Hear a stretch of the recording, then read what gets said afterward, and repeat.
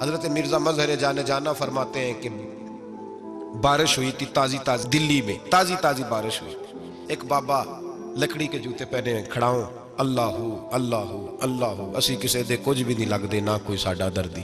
بابا مست ہو کے جا رہا، اللہ اللہ کرتا جا رہا.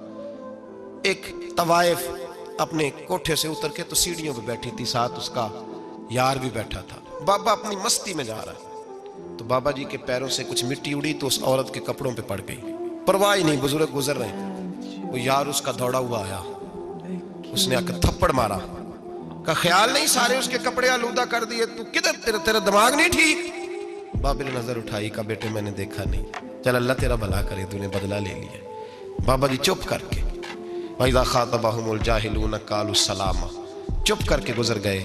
ٹھنڈ کا موسم تھا، بارش تازہ ہوئی تھی، حلوائی دودھ کاڑ رہا تھا. اس نے بٹھایا بابا جی کو پھٹے پہ، پیالہ پکڑا، دوڑ کے آگے بڑھا. بزرگ آ گئے، آئیے بیٹھیے. دودھ کا گرم گرم پیالہ شکر ڈال کے دیا. بابا جی نے دودھ پیا، پھر نظر جھکی، پھر رنگ بدلا. کہنے لگے مالک تو کتنا بے نیاز ہے، کہیں تھپڑ مرواتا ہے، کہیں دودھ پلاتا ہے. تیری بے نیازی ہے نا، ادھر تھپڑ مروایا، یہاں دودھ پلایا، تو ہی جانتا ہے تیرے رنگ کیا ہے. ابھی بابا وہیں بیٹھا تھا، توڑے آئے پیچھے سے لوگ، شور ہوا. بابے کو دبوچ کے وہاں لے گئے جہاں اس نوجوان نے تھپڑ مارا تھا. کہا تو اللہ کا بندہ ہے، اللہ کے بندے بد دعا تو نہیں دیتے. ہوا کیا؟ کہا تو نے بد دعا دی ہے؟ کہا نہیں دی، بات بتاؤ. کہنے لگے اس نے تجھے تھپڑ مارا ہے، چھت پہ چڑھا ہے، پیر پھسلا ہے، گردن کے بل گرا ہے، من کا ٹوٹ گیا، مر گیا ہے، تو نے بد دعا دی ہے. بابا جی کہنے لگے یار میں نے تو دوسرا لفظ بھی نہیں کہا، بھلا ہو کہہ کے گزرا ہوں، میں نے نہیں بد دعا دی. کہ تو نے دی ہے تبھی تو مر گیا. کہا نہیں دی. کہا بابا تو بزرگ آدمی ہے، سچ بول. تو بابا جی کہنے لگے سچ سنو. پھر میں آ رہا تھا، میرے پیروں سے مٹی اڑی، اس کے یار کے کپڑوں پہ پڑی، اسے برا لگا، اس نے مجھے مارا.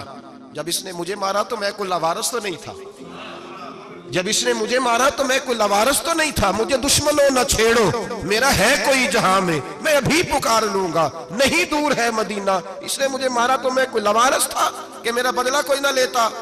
اس نے مجھے مارا ہے تو میرے یار کو برا لگا ہے تو اس نے اسے مار دیا ہے، میری تو غلطی کوئی نہیں. یاروں کا جھگڑا ہے، یہ تو دوستوں کا جھگڑا ہے، یہ تو یاروں کا جھگڑا ہے، کوئی غلطی نہیں میری، کوئی غلطی نہیں. خش خش جنہ قدر نہیں میرا، اے میرے صاحب نو وڈیائیاں، میں تے گلیاں دا روڑا کوڑا، میں گلیاں دا روڑا کوڑا.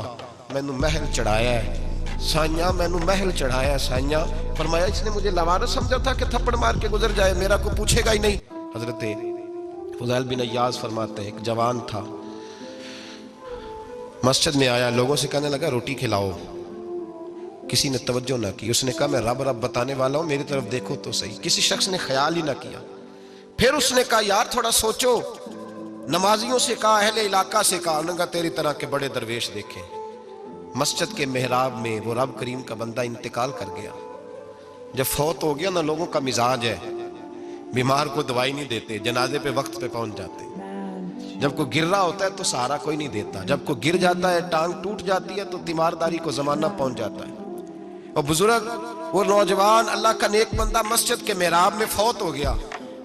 حضرت فضیل ابن عیاض کہتے ہیں امام صاحب نے اعلان کیا چندہ دو، کوئی لاوارث فوت ہو گیا، کفن دینا.